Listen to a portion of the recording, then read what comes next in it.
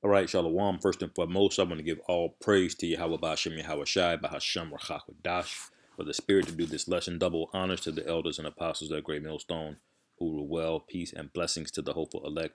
Shalom to the men of the Lord, prophesying, preaching, and teaching on the highways and byways in sincerity and in truth. Shalom Barakatham. It's your brother Uriah coming back at you with another quick lesson. This came across. I came across this Salakia when I was basically reading through articles, and this is Russia here with fighting words, man. It says Russia warns U.S. warships to stay far away from Crimea for their own good. Now, if you know anything about the news that's going on over there, and we always watching, man, to see what's going on, world news, because what happens over there is it's a sign of our deliverance. That's why brothers are constantly doing videos. We're constantly watching to seeing what's going on in China and Russia and Iran and Syria, that whole area, as well as things in America, obviously, because we understand this thing is global, man. This ain't just like some religion.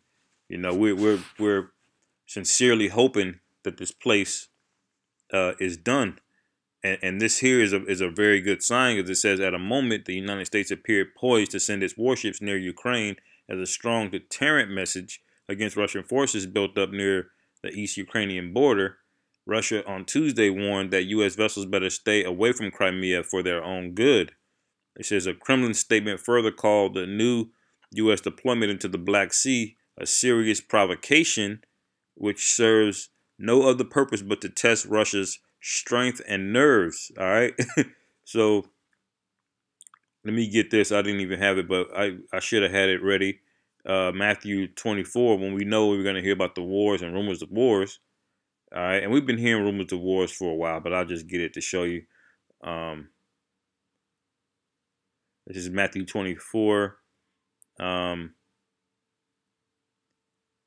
5. It says, for many shall come in my name, saying, I am Hamashiach, and shall deceive many. It says, and ye shall hear of wars and rumors of wars. See that ye be not troubled, for these things must come to pass, but the end is not yet. All right. Then it goes on to say, for nation shall rise against nation, kingdom against kingdom, and there should be famines, pestilences, and earthquakes, and in diverse places. So what that means is we're close, because these wars and rumors of wars are going to happen, but we know famines and pestilences are going to set in, and people are going to get desperate. People are going to be doing whatever, The whole vibration of the earth is going to be different, man. You think it's different now after this lockdown situation. Just wait, man. Wait till what's coming. That's how we know this thing it ain't going backwards. Things ain't going back normal. Things ain't going to cool down. All right. It says Russian Deputy Foreign Minister Sergei Ryabkov issued the Tuesday warning as follows: there is absolutely nothing for American ships to be doing near our shores. This is purely a provocative action. All right, so Russia don't care, man. They hate you, you other Edomites over here, man. You Americans. It says provocative in the direct sense of the word. They are testing our strength, playing on our nerves. They will not succeed. All right. So what that mean? Those are fighting words, man.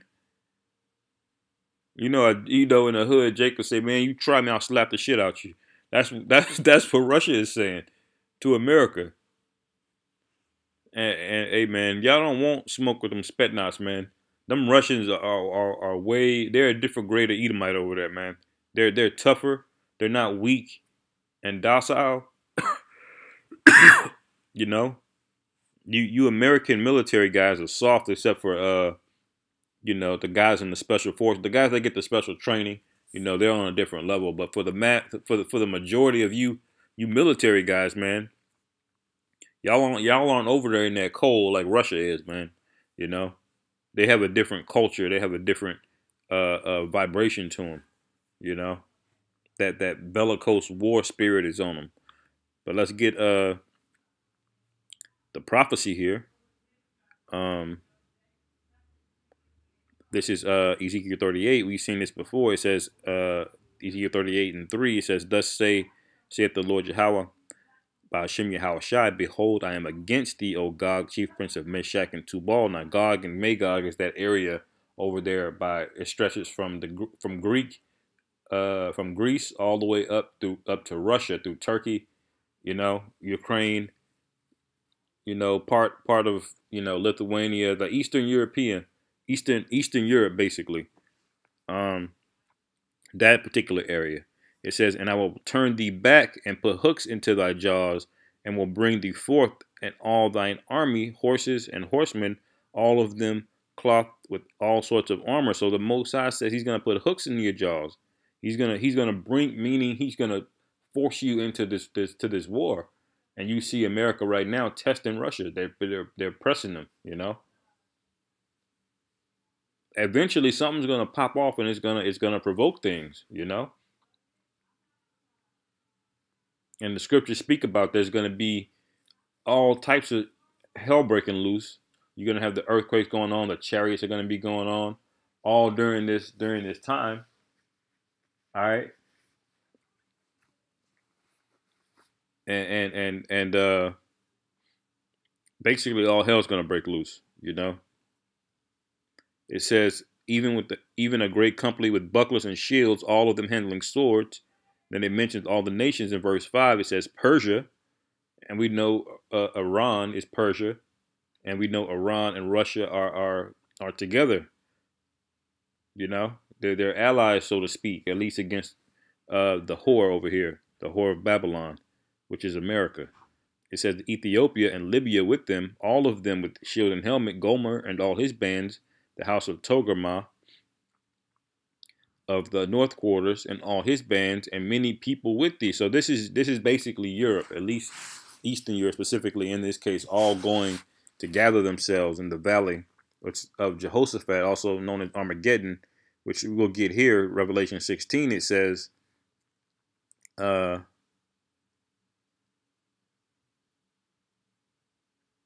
start at 14. It says, and this is going into the false prophet, it says, for they are spirits of devils. Revelation 16 and 14, for they are spirits of devils working miracles, which go forth unto the kings of the earth and of the whole world.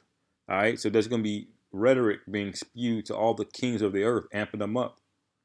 All right, getting them ready to go to war, and it's going to be spearheaded by that false prophet. It says to gather them together of that great day of the God Almighty. It says, behold, I come as a thief. Blessed is he that watcheth and keepeth his garments, lest he walk naked. And that's what we're doing. We're watching. When something develops in Russia, we're on it, man. We see it because we hoping every day this thing pops off. We hope World War III pops off right now. Shit. We're tired of being in this damn place, man. Every day you waking up, and you're just vexed because the energy of this place is sad. Everything's polluted.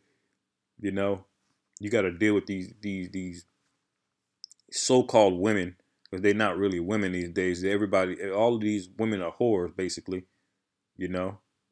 And everywhere you go is just nonsense. Effeminate men.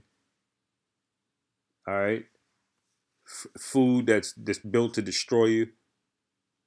Everybody's got either they got a goofy ass happy go lucky mirth spirit on them, or they're demons. It seems like there's nothing in between.